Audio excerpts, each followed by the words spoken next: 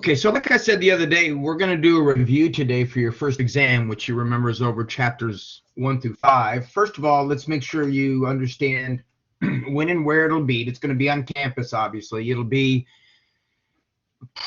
most likely upstairs in room 216. There's a computer lab up there, but we may have it down in the lab. It all depends. We have a computer cart that has a bunch of laptops on it, and it depends on whether that's being used or not. But either way, there will be a note on the door, on the blackboard, or probably both, announcing where it'll be. So don't worry about that. And if you're looking, if it is in 216, you simply go in the elevator, and when you come out of the elevator doors on the second floor, it's just off to your right. You see the opening to it. It will be an hour and a half. Well, it'd be an hour and 20 minutes. It'll be your lecture time. Actually, no, I think I did set it up. I can't remember if I set it up for an hour and 20 or not, but I'll let you know when the exam starts. As far as the makeup of the exam, it's a little mixture of things. That there are some multiple choice questions. There are some. Let me take a look at it. There is an essay question. I'll talk more about that later. Other types of questions that I guess may not necessarily fit into traditional type of questions, like images. I might give you images of things, and I want you to describe something. Like, let me see if I can give you an example here of what I'm talking about. So what I'm going to show you is I'll show you questions off the exam, just kind of an example. But I want you to keep in mind a couple of things. First of all, I'm not going to show you the answer, even though I may show you the answers like in a multiple choice, but it obviously gives you some place to kind of direct your study, and so you can think about, what things you need to concentrate on. The best advice I have for folks when it comes to exams, or at least my exams, is really just time. You got to spend the time studying. You got to look at the details. You got to look at the overall picture. And the only way to really do that is to become very familiar with it. It's kind of like riding a bike, right? Once you get better at it, or by doing it more, obviously. Same thing with studying biology or any course in college. The more you spend time doing that, and what I mean by studying is, and I know some folks say, well, I like to have the radio on the background. That's great. I never did. I liked quiet, secludedness. So I did a lot of my studying outside. But if that does work for you, like you having some music on in the background or something like that, then by all means stick with that technique. And the way you'll know if that technique is working is obviously by your grades, right? So if you're not getting good grades and you're studying by the television or by the radio, then maybe you should try something else. Barbara, you don't? Everybody else sees and hears me, correct?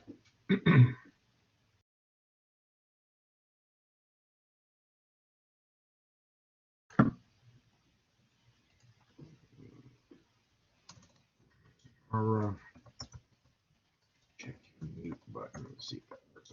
Anyway, so all right. So what I was back to saying, it's really just about time, and that means, like, the exams next week. Hopefully, you've already begun studying, and what I mean by that is taking out your notes, taking out the book, going through your notes, reading the material on the book.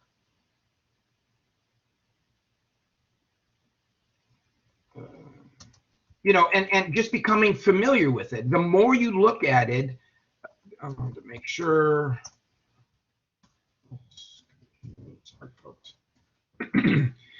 You have to make sure that you understand it enough that you become familiar with it. And I tell people that when I was in college, I'd like, whatever class I was in, whether it was humanities or whether it was biology or whatever it was, or math, which, I struggled with, like a lot of folks do.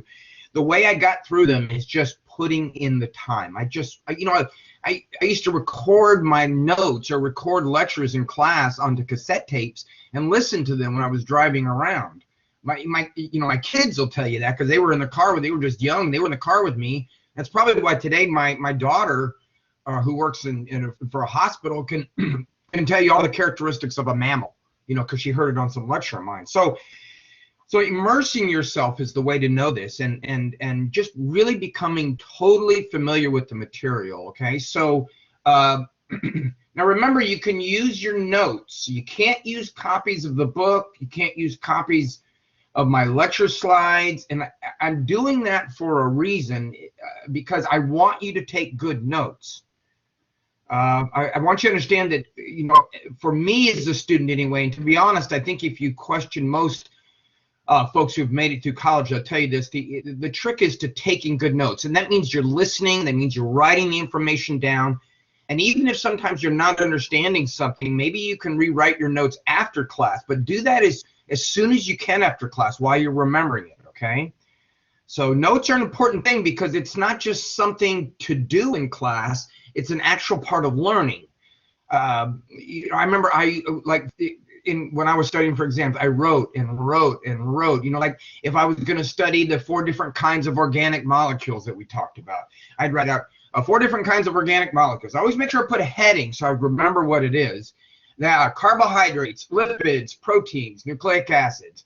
And then I'd write on a piece of paper monomers, and I'd write some of the monomers. You see, just writing it out. That's why I make my Bio 2 students no, Sadie, you're not. That's why I make my Bio 2 students draw things in lab. You guys will do that next week in lab too. We're allowed to print out certain pictures that are complicated. No, I don't want you doing that.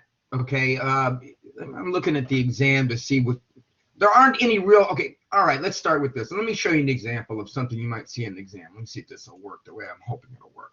Yeah.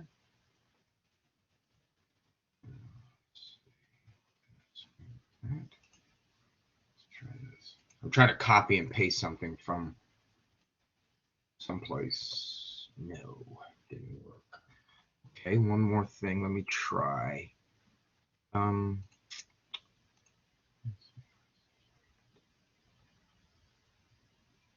Which one it is? This one. Okay, does everybody see? Excuse me. Does everybody see that? Do a chat. Okay. All right. Good deal. If I hadn't set up above that was a triglyceride, would you have known that by looking at it? Kelsey, you don't see it? Or no, you wouldn't have known it was a triglyceride? Oh, okay. Yeah, it sometimes it lags a little bit, especially with images.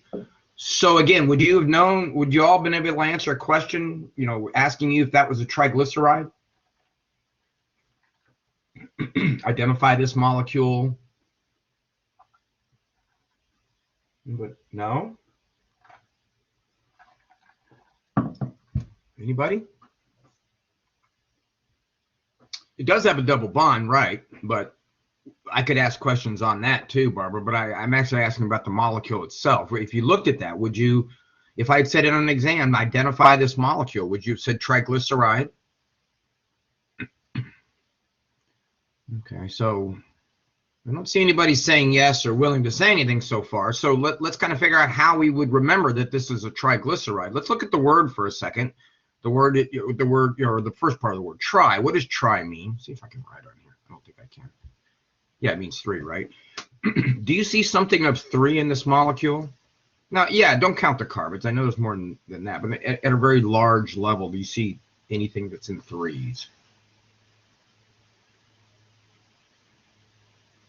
Well, carbon, hydrogen, oxygen. Yeah, that's right. That's true.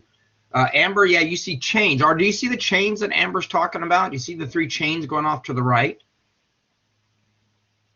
Okay, good. Or who was I talking to? Oh, you're going too fast.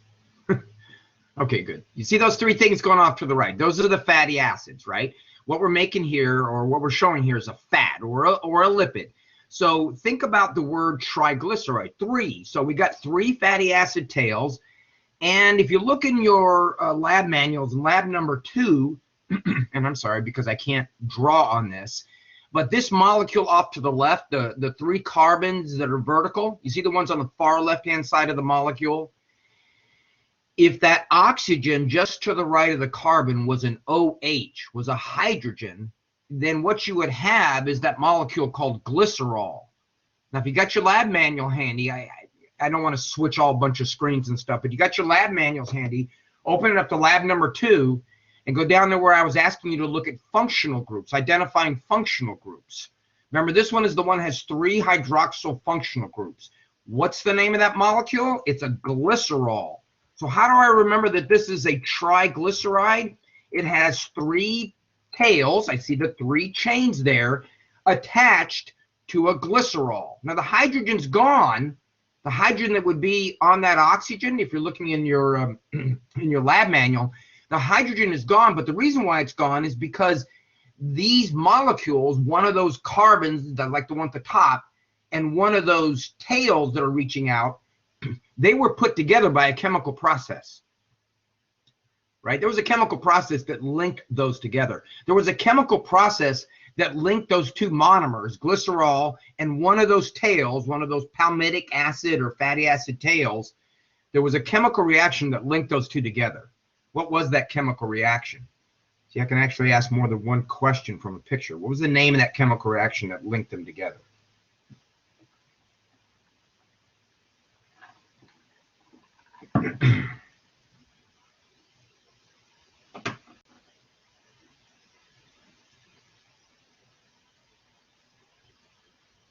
There you go. Dehydration synthesis. Okay, so dehydration synthesis, and what's the opposite? How would we split polymers up? How would we split? What's the name of that process? That's right. You have to add water. Okay, how do I remember which one is which? Well, I remember that synthesis is to put things together, right? So we're building something, okay? And I know that lysis is to split.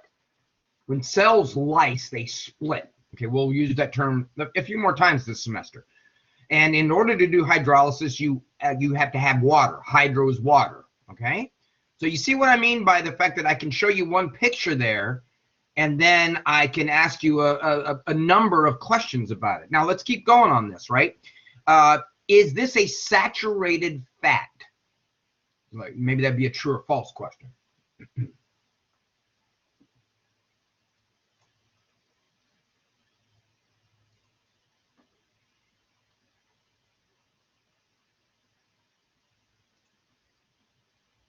Whoops.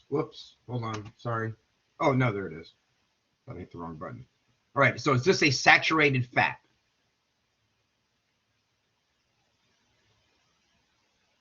Yeah, actually, if you can read the question there, oh, geez, there's the answer too. Holy cow. Well, there's one you're going to get right.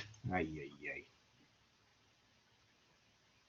That's not going to help you learn. Sorry. Well, I was going to say sorry about that, but I bet you guys are.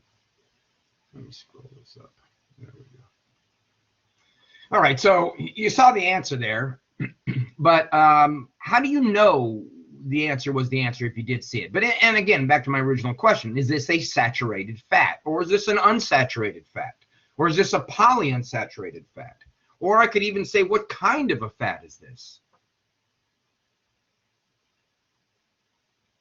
Any guesses? You guys understand what I'm saying? What a kind of a fat, you know, fats are saturated or they're unsaturated. We said that the saturated ones are the ones that are bad for you, like butter.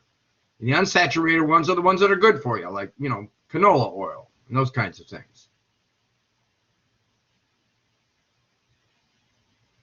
All right, well, you remember in class I said that what we mean by the fat being saturated is it's holding or it doesn't have any missing hydrogens. All right, well, I mean, you could go through each carbon and say, all right, 2 hydrogens there. Remember, each carbon has to make 4 bonds. Each carbon, in order to fulfill the octet rule, has to make 4 bonds. Remember, that's what makes carbon so versatile. So you could go through and say, okay, everything's bonded there, yeah. But there's an easier way, isn't there? What's the easy way to figure out whether this is a saturated or unsaturated fat? Bam, put the answer, move on to the next question. Again, this is where you're focusing on the details to understand the concept. Double bond. Do you see a double bond in there somewhere, Sadie? I know the picture's a little small. I'm sorry. Yeah, and we can't point to it, but if you were looking at the second tail, now I'm talking about double bonded carbons. Don't get confused and look at the double bonded carbon and the oxygen at the beginning. That's not what I'm talking about. Notice there's a double bonded carbon. Was that 1, 2, 3, fourth carbon down, right? You see what I'm talking about there? Notice that there's a couple of hydrogens missing. There's one on the top and one on the bottom. Now, each carbon is still fulfilling the octet rule. We haven't violated any laws of physics because each one has still 4 bonds. So that a single bond would become a double bond, and that's why the hydrogens, remember, that's what we talked about in class. When that double bond forms, it forces these hydrogens to be lost, and they're lost in pairs. So this is not a saturated fat, right? This then would be an example of an unsaturated fat, correct?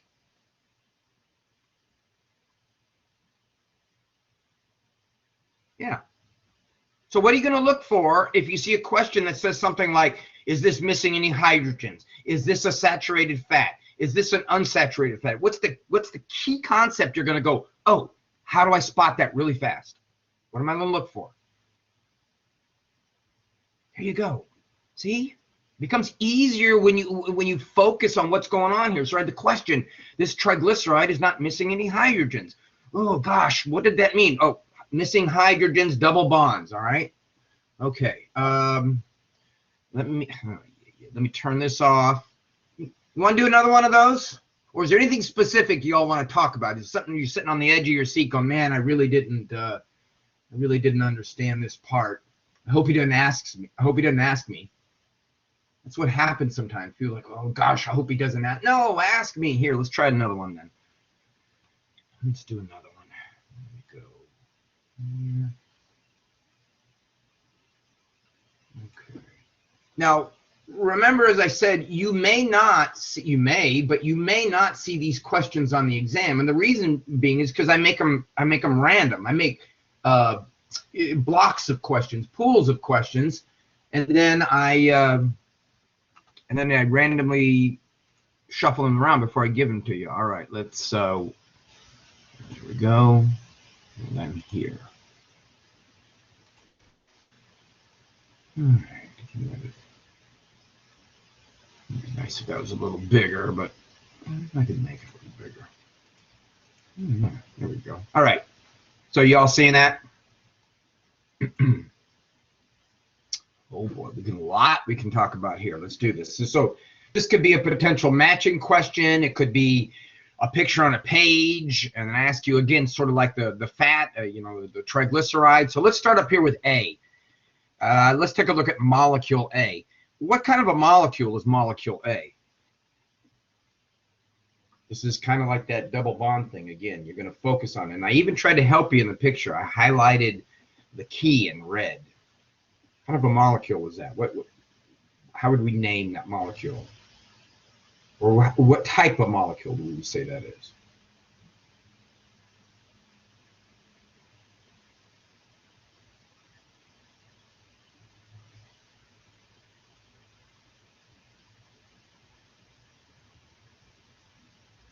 No, not type of sugar. Sugars do have those rings of carbon, and I agree, but yeah, it's a lipid, right? Sadie, it's a lipid. What type of a lipid? Is it a phospholipid, a triglyceride, or is it a real special type of lipid? How do you know that? How do you know that it's a steroid? It is. What's the key?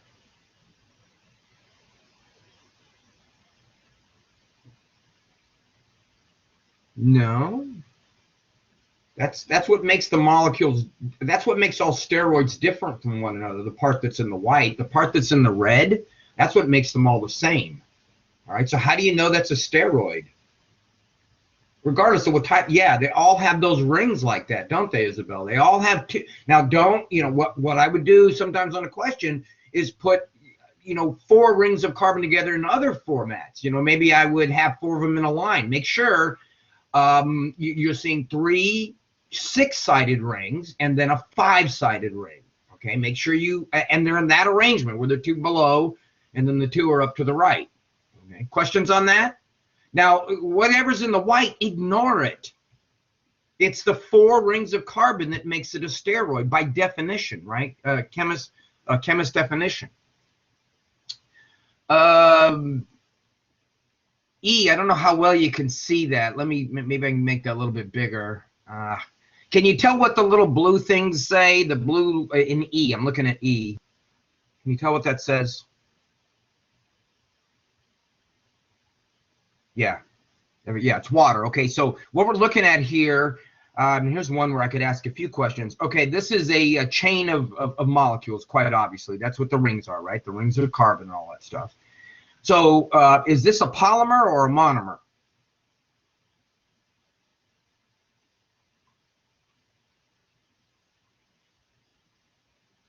Right. How do you know it's not a monomer? What makes a monomer different than a polymer?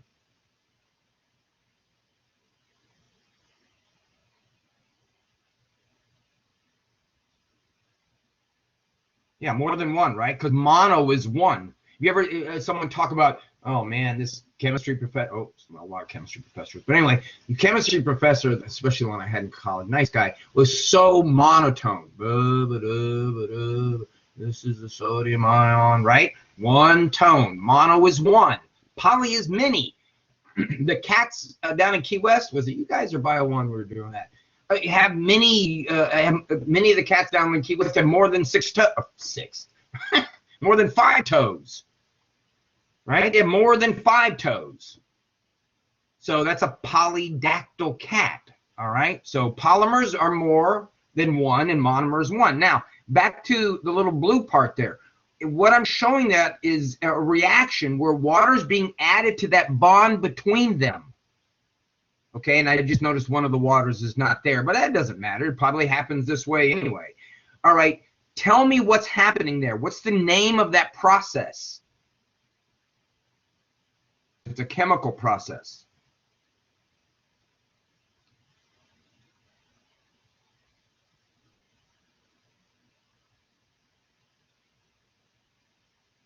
Okay, again, it's a key, and this time I highlighted in blue. Oh, look in blue. What's happening? Are we taking water away or adding water? Can you not see the arrow? Is that what it is? The arrow's going into the bond. Right. Yeah, I'm sorry. Maybe that's what it was. Or you couldn't see the arrow. The arrow goes into the bond. Yeah, I can't see it either. I just know what the question looks like in real life. But the arrow's going into the bond. So we're adding water and we're splitting up this polymer, right? All right, questions on that? Take a look at G right down below. Got 1, 2, 3, 4 molecules all there. What are those molecules? I probably wouldn't ask this on an exam because I would assume you would know what those are. But what are those 4 molecules there in G?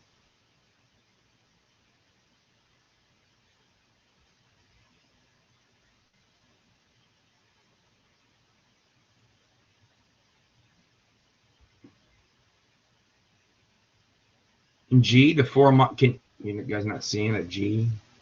It's something that will help. Nice if this actually. Okay. No. Look at take a look at. Oh, I see why you're getting confused. Oh, that one at the top. Is that really it? That should not be. You see those two down? I just noticed that. Holy cow. Between the hydrogens and the oxygens on each of those, I see why you guys were confused. I've been using this particular question for years. Those should be solid lines. What I'm trying to depict here, wow, it's totally messed up. What I'm trying to depict here is what kind of bonds occur between water molecules. I point to, if it wasn't messed up, I point to those bonds that are occurring between water molecules, and I'd say, what kind of bonds are those? That is completely, holy cow. Okay, now, Marie, yeah, that is, okay, hydrogen bonds are, they're hydrogen bonds. Now, let's go back to what Marie said about polar bonds. Marie said polar bonds, right? Where are the polar bonds occurring? What atoms that are sharing electrons are engaged in a polar bond? If this thing were drawn correctly. Jeez. I bet you I've used that question 15 years. I just noticed that. My eyes are horrible. Where do you find polar bonds? And the big name would be polar covalent bonds. So you see the Solid lines between the right hydrogens and the oxygens, those are covalent lines. You knew those were hydrogen bonds because of the dots, right? Dots, hydrogen bonds. Solid lines, covalent bonds. Each line, 2 electrons. Double bonds share 4. Triple bonds share 3. 6, 3 pairs. Whew, 6 electrons. Each line is a sharing of a pair of electrons. You can share electrons equally or unequally. So what happens when oxygen and hydrogen share electrons? Who gets the bigger share? Oxygen does, right? And oxygen is engaged in a covalent bond with those hydrogens, but it's not a sharing equally. See, sometimes electrons are shared equally, then there's no poles on the molecule, and sometimes they're shared unequally. And that means the water molecule at the oxygen end is going to become negatively charged. We call it a net negative charge, which means it's not always. But if you looked at it 100 times, 80 times, it would be minus. And the hydrogen ends would be net positive charges, all right, because the electrons are being shared unequally. We talked about that in class. So what happens is you get a molecule, and now remember the difference between an atom and a molecule, or you'll confuse hydrogen bond, polar covalent bonds, and ionic bonds. So look, don't think about it for a second. But in a polar covalent bond, you create a molecule, a collection of atoms that has poles, positives and negatives. Typically, it's water. It could be other molecules like I showed you in class 2. Now, don't confuse this idea of positives and negatives with ionic bonds. Ionic bonds are bonds that occur between atoms, and those atoms are positive and negative. Like sodium was positive, right? And chlorine was negative. So don't confuse those two. When we talk about things that attract each other because they're positive and negative, we might be talking about an ionic bond, or we might be talking about a polar or a hydrogen bond, okay?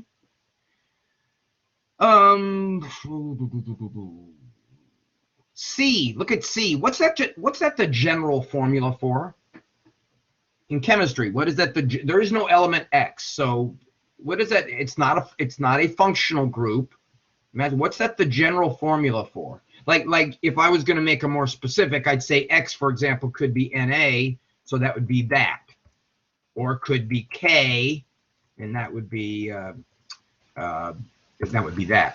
K is potassium, by the way.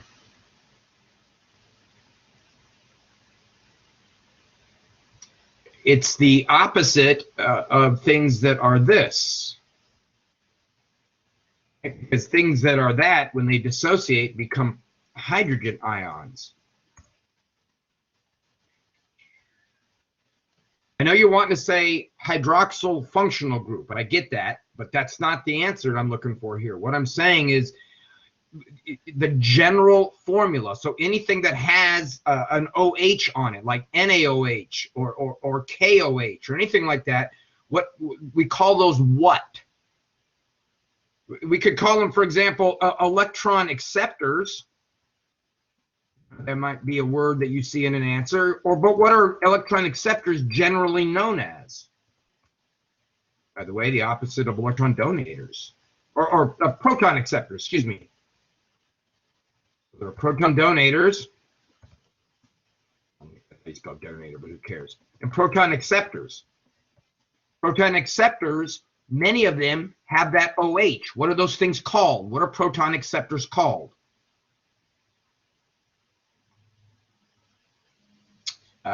Milk of magnesia, oven cleaner, household bleach.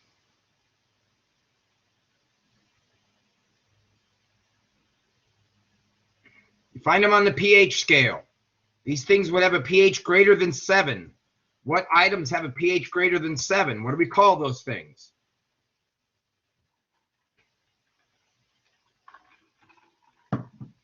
Right, they're bases, and all bases are proton acceptors, right? They take up protons. And for example, NaOH, when it dissociates, will create an OH ion that takes up protons. Anything that's XOH is a base. You're keying on the OH, that makes it a base. And anything that's HX is an acid. because whatever X is, when it dissociates, you get protons out of it. Okay? Oh, look at F and H. Which one of those would you find in DNA, and which one would you find in RNA? Let's do DNA first. Well, then obviously the other one will be the other. But which one of those two is found in DNA? Or are both of them found in DNA? Right. And so if I, showed you the molecule in F, and I said, okay, where do you find this molecule? And I gave you answers like DNA or RNA, you would know that F, your cell, is in RNA, right? Okay, so this is one of those things you write down over and over again. And it seems kind of silly if you look at it, but it's not. So you take a piece of paper and you write adenine, thymine, guanine, cytosine. And then for RNA, you write down adenine, uracil, guanine, cytosine. And maybe you make up a little mnemonic device to remember. DNA, dads are totally green colored. Doesn't have to make sense. Your mnemonic device doesn't have to make sense. You just have to remember it. RNA, rats are under green color. You see what I'm saying?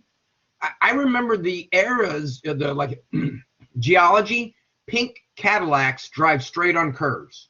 Now, each one of those letters means the Permian, the Carboniferous, the Devonian. It means one of those eras. You see, that's how your brain remembers things. Live on mnemonic devices. All right, so come up with your own mnemonic device for those DNA, whatever works for you.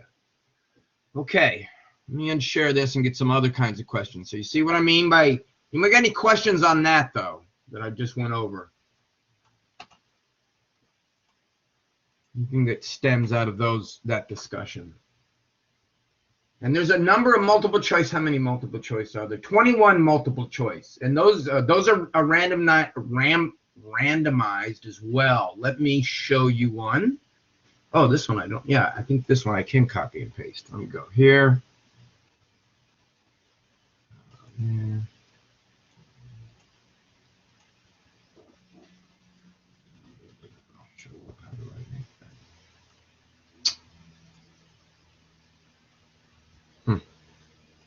One second, folks.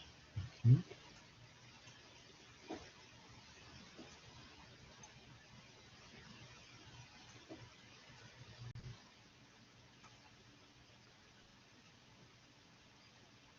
Um, 36.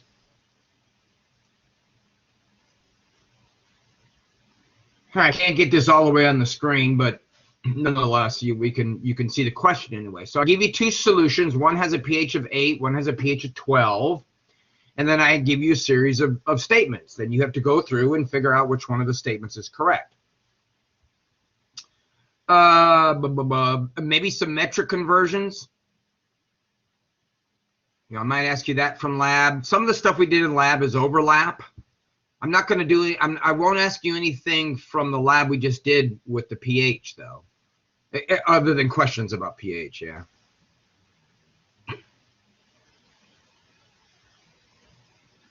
Okay.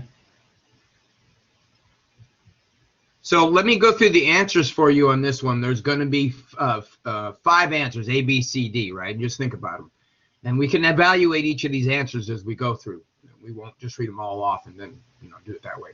So let's look at A. A says, you can't see it, but I'll read it to you. A and B are both acidic, and A is 100 times stronger than B. So your answer or your question is, would that be true or false? A and B are both acidic, and A is 100 times stronger than B. Now, would you agree or disagree with that? There's 2 things you have to evaluate there. The pH number, yeah, it's definitely false. Why is it false? Why is it not right?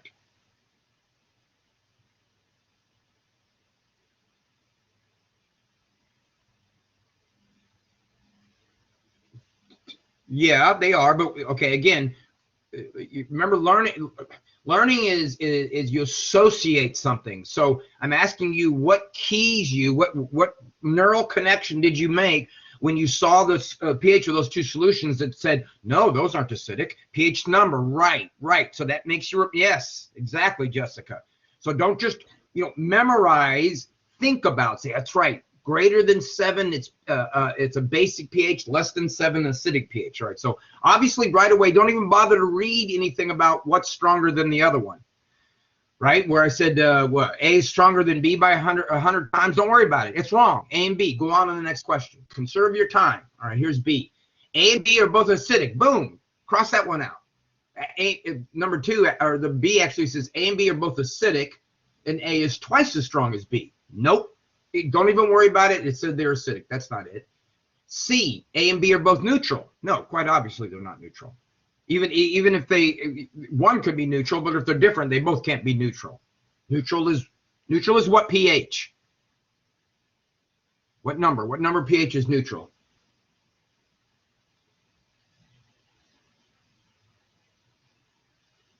Right.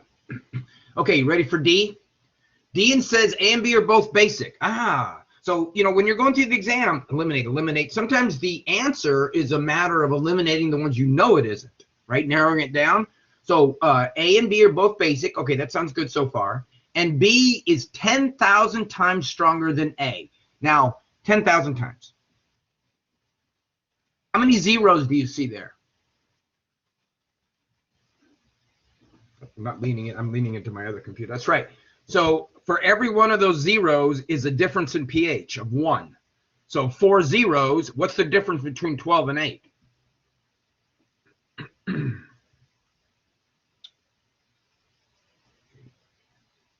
Between 12 and 8 is 2? So look at that again.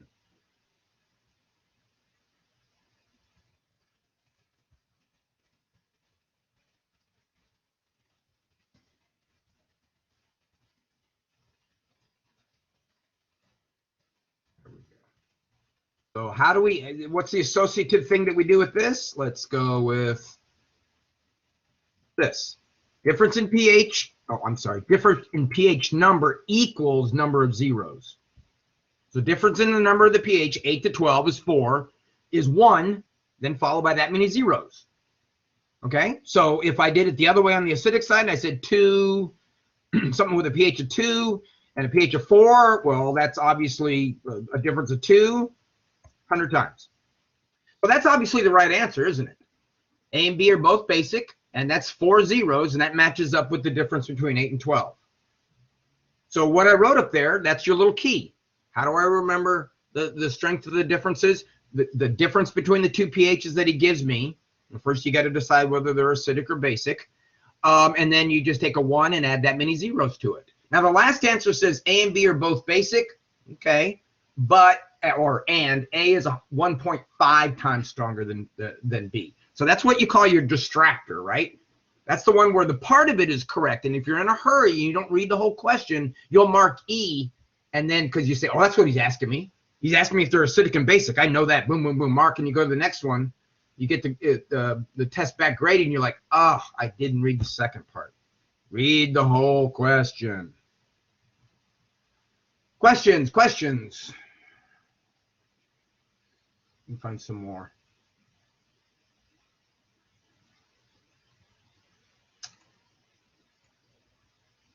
This one I know you won't miss. I know you won't miss because I've said it once. I've probably said it a million times. So let's do this.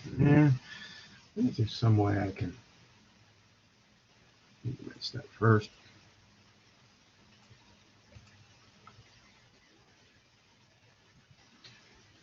Let's go back.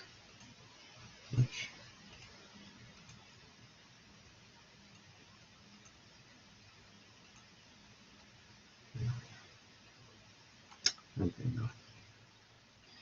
Maintenance of a relatively stable internal environment is referred to as taxonomy, homeostasis, evolution, cell theory, natural selection. Which one of those is correct? Which one of those is the maintenance of a relatively stable environment? Keyword here, stable. And the key connection that you make here is you understand that stable also means homeo. Homeo means same. Stable means same. Right? Yeah. Rather than just simply memorizing that homeostasis is the maintenance of a relatively stable internal environment, make that mental connection. Oh, stable, stable. Homeo is stable. So sometimes you may even see the word homeo in other categories, you know, or in other words. I'm trying to think of one off the top of my head, and of course I can't. But oftentimes in science, you'll see the root word homeo, and that always means the same thing. It means you know, the same, stable state. Okay. All right.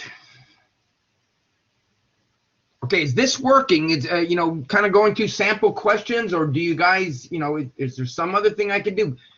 I like you guys doing the review because it lets me know what you need to talk about. All right, here's one. Let's try this. Copy that.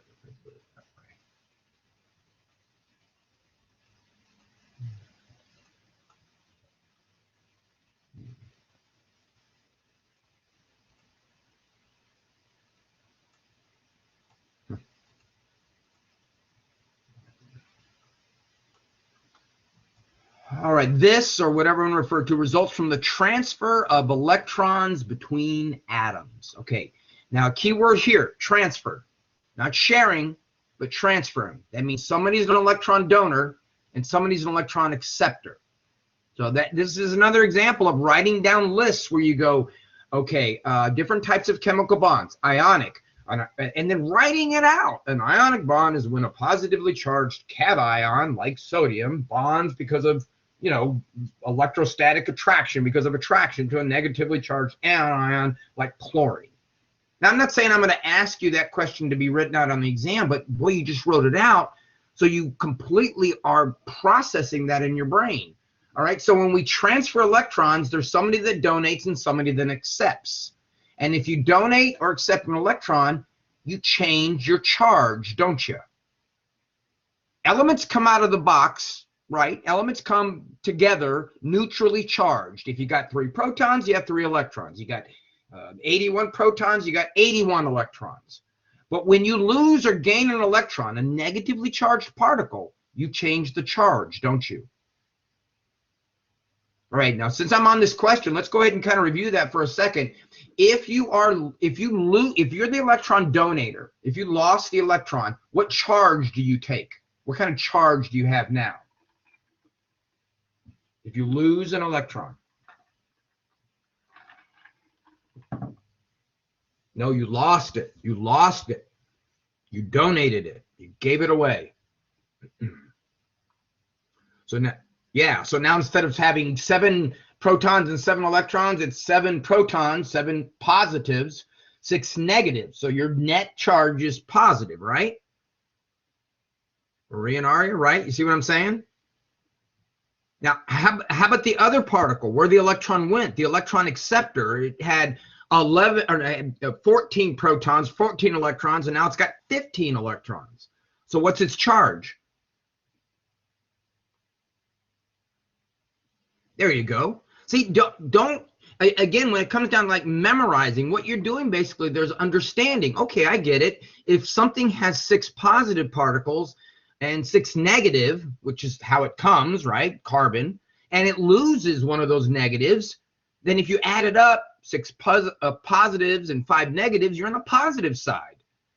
And if you have 6 electrons and you gain an extra electrons, you got 6 positives and 7 electrons. Now, if you're thinking, well, what happens if the positives change? That's a good question. What happens if the positives change? What happens if the number? What happens if carbon with 6 protons suddenly finds itself with 7 protons? What happens? Don't say it explodes or anything like that. It's nothing like that.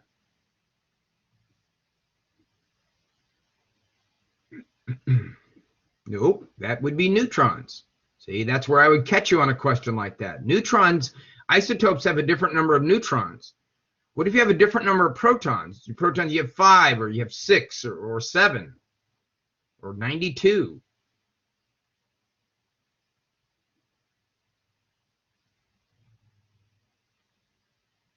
How many protons does carbon have?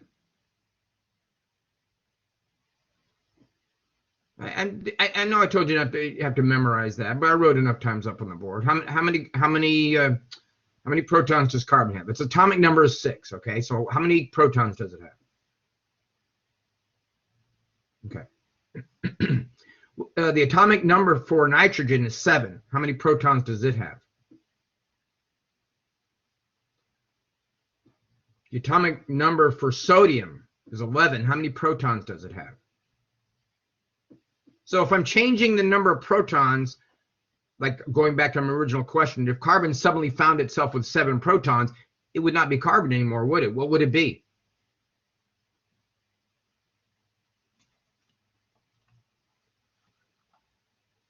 So if I add another proton to carbon, what is that still carbon? No, it becomes the other element, right? Remember the properties of an element, what an element is, nitrogen, carbon, oxygen, all that big chart up there is because of the number of protons. The number of neutrons can change, call them isotopes. The number of electrons can change, we call them ions. The number of protons, if it changes, makes it a different element. 6 is always carbon, 7 is always nitrogen, 8 is always oxygen, and so forth, right? All right, so back to this question for a second now. The transfer of electrons between atoms, what type of a bond is that? The transfer, not the sharing, but the transfer. What type of a bond is that? You can, if you want, you look over on the far right, you can see that it's poking out there.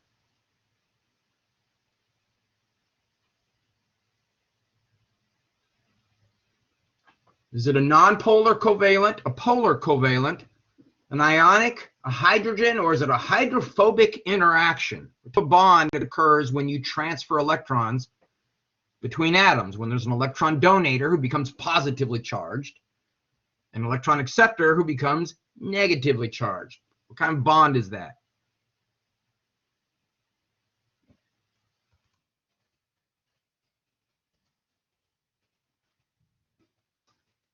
Remind you that by definition in chemistry, a charged atom is an ion. You're an atom if you're, well, you're still an atom if you're an ion, but you're a charged atom. Right, so when we charge atoms, we've done that by gaining or losing electrons. Okay, so what you've done is when you donate electrons and accept electrons, when that transfer occurs, you've created ions, haven't you? What's the positively called ion? What's the technical name for the positively charged ion? Yeah, it's got the word ion in it. No A though, but cation. Yeah, well, how about for the negatively charged one? The anion, okay. Right, so the key here is understanding what a transfer of electrons is talking about. When we transfer electrons, somebody loses electrons, so it becomes positively charged, and somebody gains electrons, so it becomes negatively charged. All right, now there's a couple of other terms that we use to refer to this transferring of electrons. When something gets electrons added to it, all right, so in my example of sodium chloride, chlorine, the electron from sodium went to chlorine. When you get electrons added to you, what's that technical chemical term we use to refer to that process? When an atom becomes negatively charged, when it becomes an anion, that process that did that is called what? Yes, I know it's the transfer of electrons, but I'm talking specifically when the electron ends up on chlorine or on the negatively charged anion.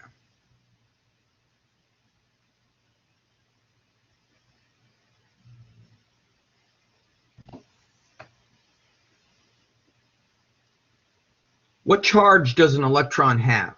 Positive or negative? Right, has a negative. So if I add a negatively charged particle to something, okay, then what I'm doing to its charge, or actually I missed a word in there, what am I doing to its charge? If I add that negatively charged electron, that particle, to chlorine, what am I doing to its neutral charge? Is it still neutral? Is it still zero? You're making it negative, right? So are you increasing or are you reducing its charge when you add a negative particle to it? You're reducing, right? That's how you remember it. If I give you something negative, let's say there's such a thing as negative money, right? But if I give you $5 of negative money, you'd have $5 left. $5 less. I'm reducing it. So when things accept that's where sometimes students get confused. But wait a minute, you're actually giving me a particle. Yes, but a negatively charged particle. So we say you've been reduced. Now the other particle, the other atom, excuse me, that became an ion, that lost the electron, what do we call that? And we name that after an atom very widespread in our atmosphere. What is it called when you lose electrons? Like the paint on your car, the example I used in class, or all of us actually.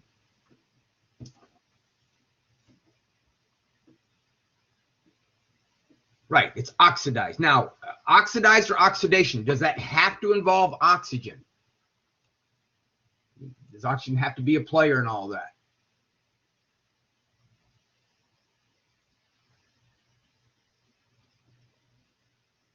No. Anything that strips electrons off of something. So in the sodium chloride example, remember chlorine took the electron off of sodium, or you can say sodium gave it to chlorine, either way. It took the electron off of sodium, so chlorine was the oxidizer, right? And sodium was the reducer in that case.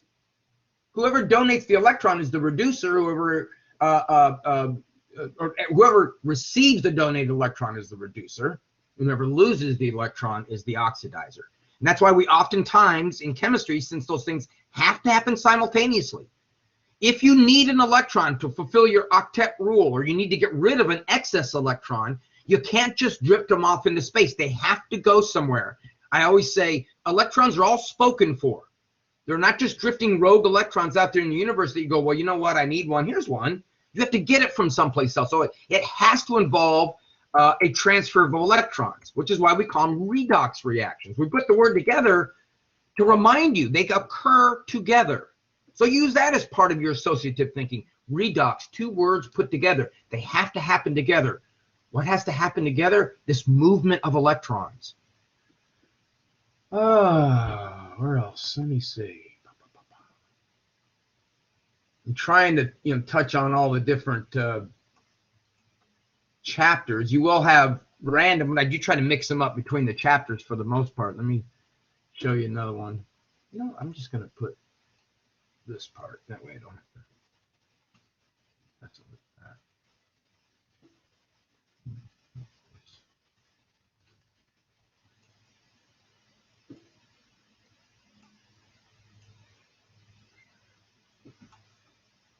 Okay, so here's the possible answers. What I'll do is I'll type them into the chat box. That might help. Atoms with 8 electrons in their outer shells tend to form ionic bonds,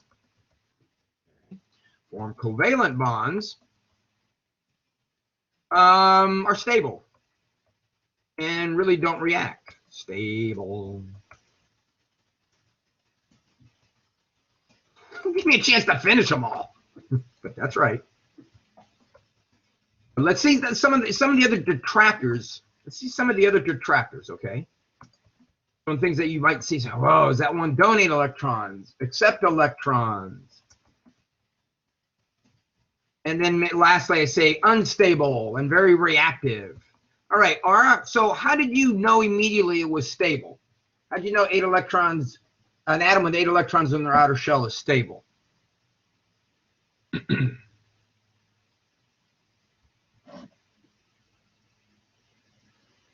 Right, okay. And remember what atoms are trying to do by increasing their stability is complete their valence shell, that outer shell. And for the atoms that we talk about in biology, for the most part, that outer shell differs in bigger atoms, folks, depending on how far out the shell goes. But in the shells that we discuss, atoms are trying to fulfill something we call the octet rule. They're trying to put 8 electrons, 8, octet, like octopus. They're trying to put 8 electrons in their outer shells. So an atom that's already got 8 electrons in its outer shell is stable. It doesn't need to react. It doesn't have an excess electron. It doesn't have a deficiency of electron. It's not like sodium or chlorine. It doesn't have a deficiency of electron. It's stable. I'm good. Neon is an example of that. Neon has the atomic number 10. How many protons does neon have?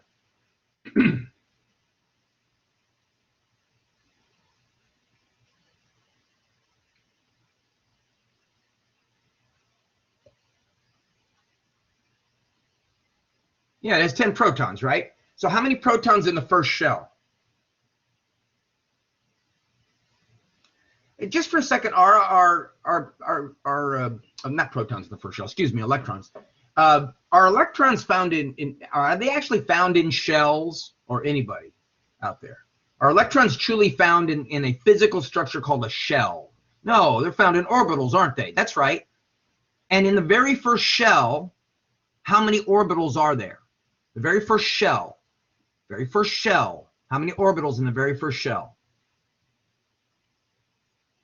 That's the second shell. There's one, right? There's one spherical shaped orbital. And how many electrons can go into an orbital? 2 electrons in an orbital. First shell's got 1 orbital. First shell is full with 2 electrons. Next shell, 4 orbitals. Remember, the electrons aren't in shells. That's sort of an artificial thing. It's a collection of orbitals. Sorry, Cooper's snoring in the background if you hear him. But each of those orbitals in the second shell, there's 4 of them, can still only hold 2 electrons. So the next shell is full with 8 electrons. Once the shell is full, then the atom is stable, right? Any questions on that one?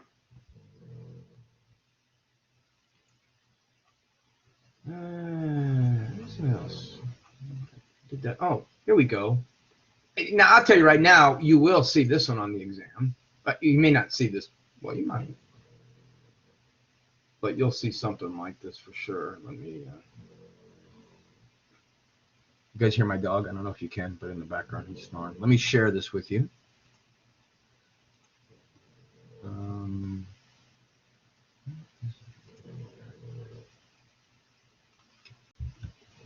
All right, you see all those? You recognize those as functional groups, right? Hopefully. We built them. We looked at them. All right, let's name them. A, what type of... Name that functional group. Name that functional group. A. Gotcha. B.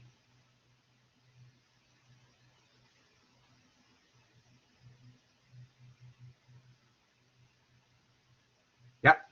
How many other ones out there have nitrogen in them? How many other functional groups out there have nitrogen? None. If it's nitrogen, if I say identify this functional group and it's nitrogen, now I may trip you up and put NH4. Make sure you look to understand it's NH2, okay? But that's the only one if it's got nitrogen. How about C? What's that one called? It's the only one with sulfur. Now, D and E. D and E are the 2 most common ones that students confuse, especially if D has a hydrogen on the right-hand side.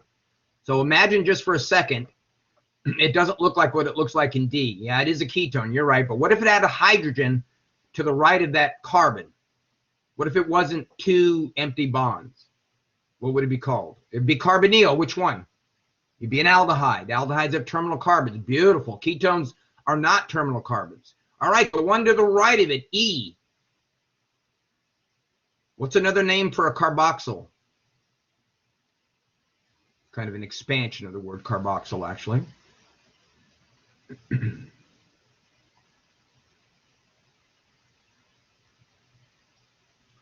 Another word for a carboxyl that explains why amino acids, it's an acid, yeah, right? Carboxyls are an acid, carboxylic acid. That's right, Sadie.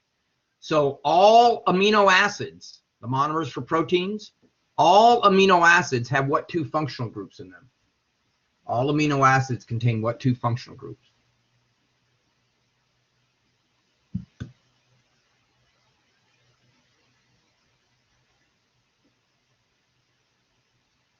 The name itself, amino acid, and the other one? Amino acid, right? And a carboxylic acid. There you go. Right? Associating the word with what, you sort of in a broader context. Okay, so you will obviously see functional groups. You'll see them on the lab exam too. All right. What time is it? You got 20 more minutes. I'm just going to keep going. If you guys want to see something more specific, let me know. Oh boy. You'll see these 2. These are the dreaded inductive deductive reasoning. Let's see if I can. This way. Make sure you know the difference between, yeah. Let's try a couple. Do that way. I can't, right? All right, folks. Give me 2 seconds. I'm going to save this, and then I'm going to bring it up and take a look at it.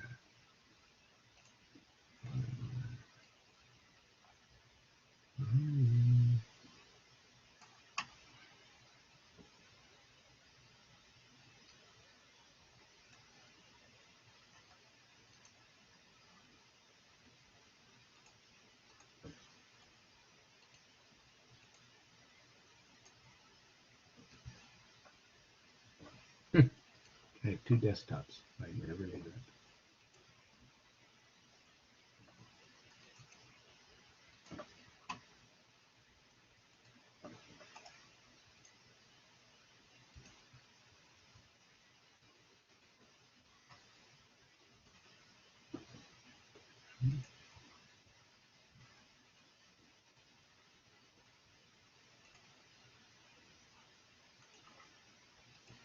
I'm sorry, folks. Can you tell me to see it when it's there? Yeah.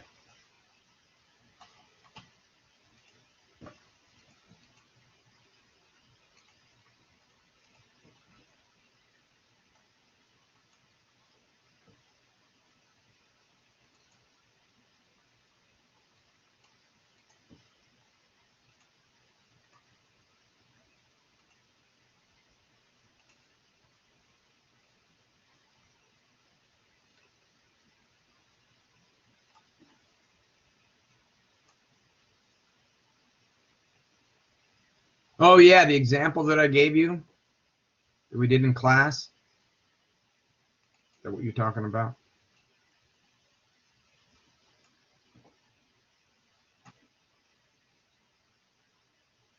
No wonder. Let me show you another one, though, because yeah, go through those. I would definitely review those. But let me show you another one. Yeah. There is.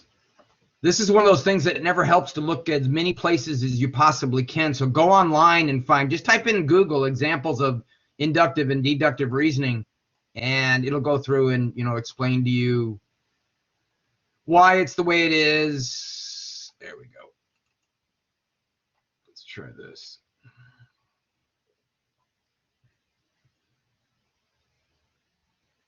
Yeah, you're welcome. Those kind of things like that are really, that's definitely the more time you spend with it, the better you become at it. So let's take a look.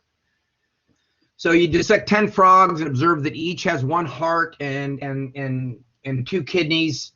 Therefore, you hypothesize that all frogs have 1 heart and 1 kidney. Now, I'm not going to give you the answer here, okay, because you may see this particular example. Again, the questions do shuffle, but obviously right after that where you see that little thing in brackets where you put the answer, okay? All mammals by definition have hair. We did that one at class. Overwhelming evidence increases that smoking. Now, the key to understanding inductive and deductive reasoning, again, folks, is understanding which way the logic flows. All right, are you using smaller observations to make a bigger generalization, or are you using a generalization to make a prediction? So let's do the first one. That's the only one I'll do. Then I'm going to close this page, all right? Because these are some of the questions. Again, it may not be these particular ones. I'll say you got 10 frogs. Observe each one has 1 heart and 20 kidneys. So you've looked at 10 different frogs. In each and every one of those, well, I'm going to go through it. All right, hold on. Each and every frog you look at, each and every one of those 10 has a heart and 2 kidneys. Okay, therefore you hypothesize that all frogs. So are you going from little observations and making a generalization, or are you making a generalization and then making, like, say, a prediction?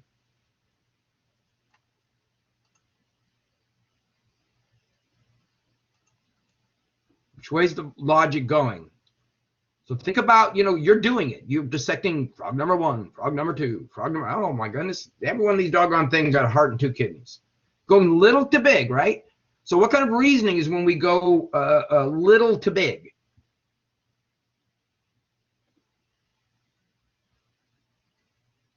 Right. We're including more and more. Frog number 1, then we include frog number 2, then we include frog number 3. There's the key, right? Inductive, including. Therefore, you hypothesize that all frogs, we make a generalization, have a heart and 2 kidneys. Okay, take the first one again, and let's reverse it. Let's turn around and make it deductive reasoning. You read somewhere that all frogs have 1 heart and 2 kidneys. You dissect 100 frogs, and or you dissect 50 frogs and predict that each one will have 1 heart and 2 kidneys. What kind of reasoning is that? You read somewhere that all frogs have 1 heart and 2 kidneys. Therefore, you predict if you dissect 50 frogs or even 1 frog, you're going to find a heart and 2 kidneys. Big to little. So what kind of reasoning is that? We're going big, smaller, smaller, smaller. What do we do when you take something away? Deductive. You deduce. All right, turn this off. You probably wrote it all down anyway, but it doesn't matter. Don't have the answers. Think about it. The more of those you do, the better you become at them. Trust me.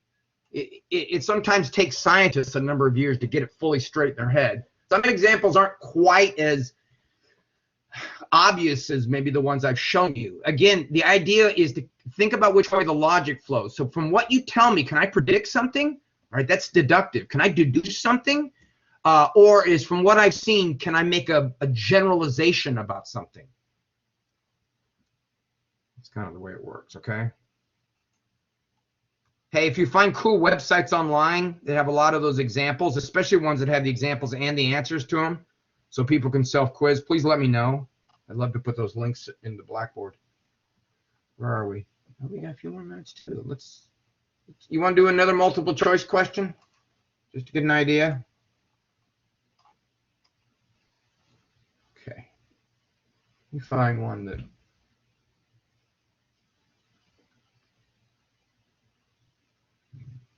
Boy, these are too easy. Oh, here's one. Yeah. Let's do this. Here we go.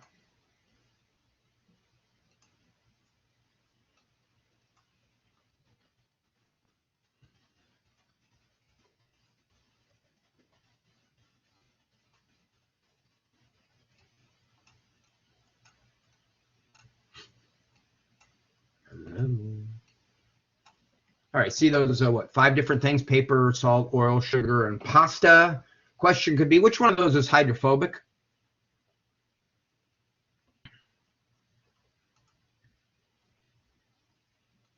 Which one of those is hydrophobic?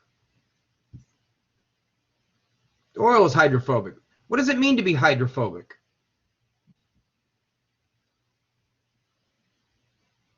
Yeah, you're repelled by water, right? Oh, so oil and water don't mix. Yeah, that's right. What could I dissolve that oil in? What other kind of substance? Give me an example of a substance I could use that I could dissolve that oil in if I did want to dissolve it.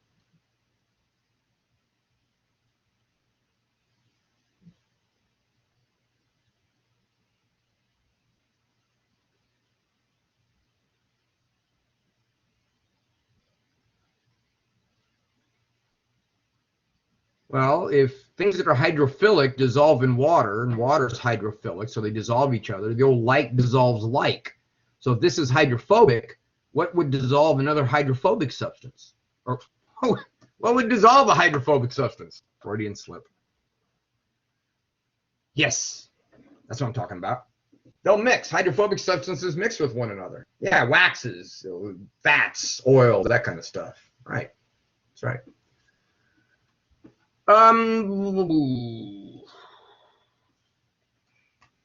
Oh, here we go. Let's do this.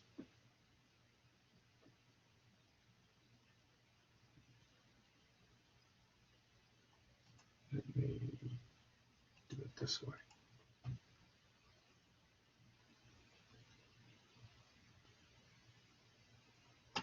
Okay.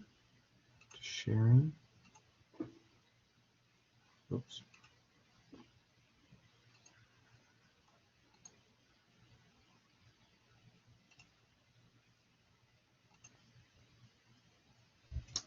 Oh, it's awful. Sorry, folks. I'm trying to make it a little bit weird. All right, so what it basically says is the approximate atomic mass of an element is equal to, so the atomic mass of an element, there's all the answers. Take a look at those.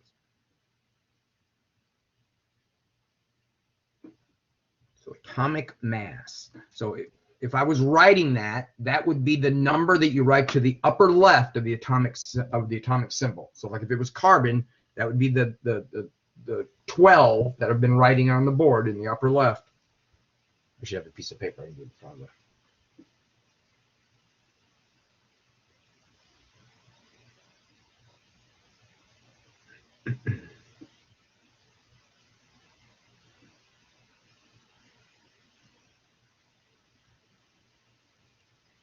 There's obviously a distinct distractor in there, right? D, the squared light, that just comes, sometimes there are in questions. So you can eliminate that one. Yeah, Marie, protons and neutrons. That's right. The atomic mass is equal to the number of protons. Remember what we said in class. Protons equal one AMU, one atomic mass unit, or Dalton, one Dalton. Electrons do weigh something, because if they didn't, they wouldn't exist. And obviously they do exist, and they do weigh something, but they weigh so little that we actually discount them. We said they weigh 0, but we put it in quotes. The only other thing that weighs of any significance in an atom, in the other particle, at that level, is the neutron. And neutrons weigh the same as a proton. So if carbon has the atomic number 6, it's got 6 protons, right? And it's got 6 electrons. If carbon has the atomic mass 12, then the other 6 other 6 AMUs has to have been made up by the neutrons. And that's why I said approximate, because some of it's the electrons too, but it has to be made up by the neutrons. Now the key to this, the shorthand of doing this, is you subtract the atomic number from the atomic mass. So if I could write this for you, like C with a 12 over 6, you just subtract the 6 from the 12. Now, carbon 14. Oh, wait, different one. Carbon 13. How many protons does carbon 13 have? How many protons does it have? Carbon 13.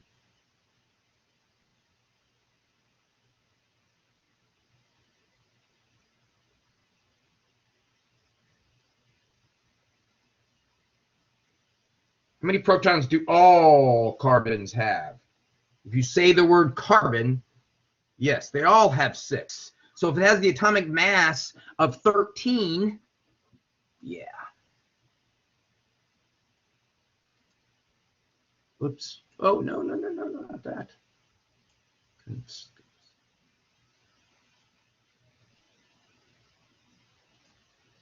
That wasn't your class, by the way. So. Is that helping? That does help, doesn't it?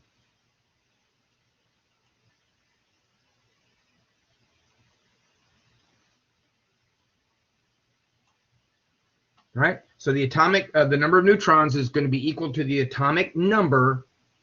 Subtract that from the atomic mass.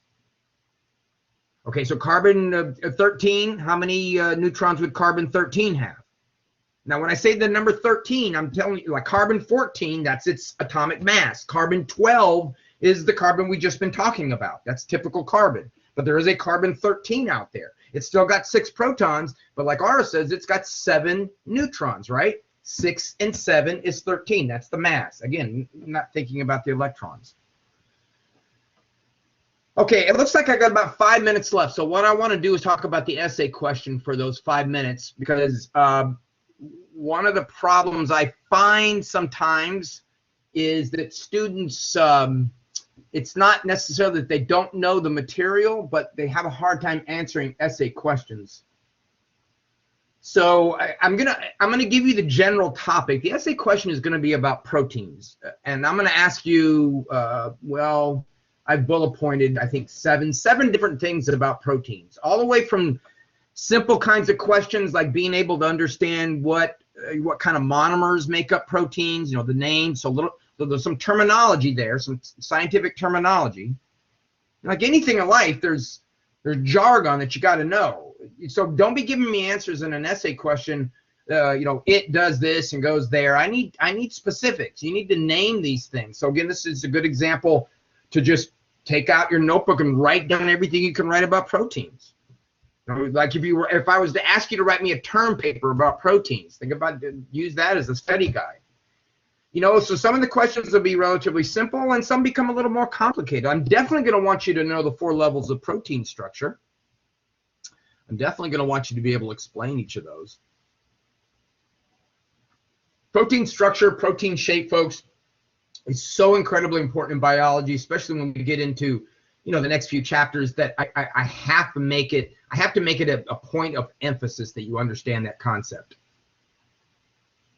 All right, that's why the essay question is on it, for one thing. So make sure that you're very familiar with proteins. You're very familiar with how protein monomers are put together, what that's called, what it means if we discuss the tertiary level of protein structure, how all of that, the primary, the secondary, all 4 of those levels, how they all fit together, you know, to give us that specific shape that a protein needs to have. You remember the most important thing about a protein? You wrote it in your notes. I know you did. It's the shape. How do we get that? Yeah, how do we get that shape? And the only way to get that shape is to have specific things you can put together in specific ways. That's why the amino acids are all different, so that they fold and bond and all that stuff that happens at the tertiary level, right? No, it's one question, Sadie, with 7 sub-questions.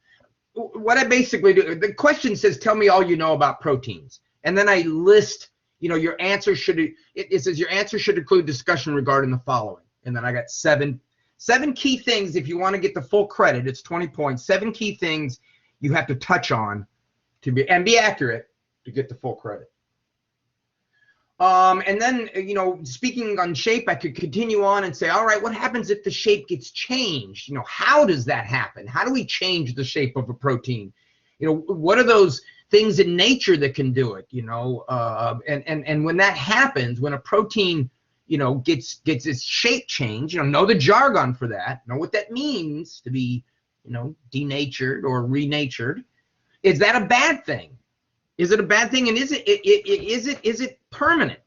Do all proteins, like the white of the egg, once you put in that hot skillet, is it permanently denatured? Or do proteins have a elasticity to them so they can kind of bounce back? And if you really understand that, you can put the concept together. So yes, that makes sense, because proteins are expensive.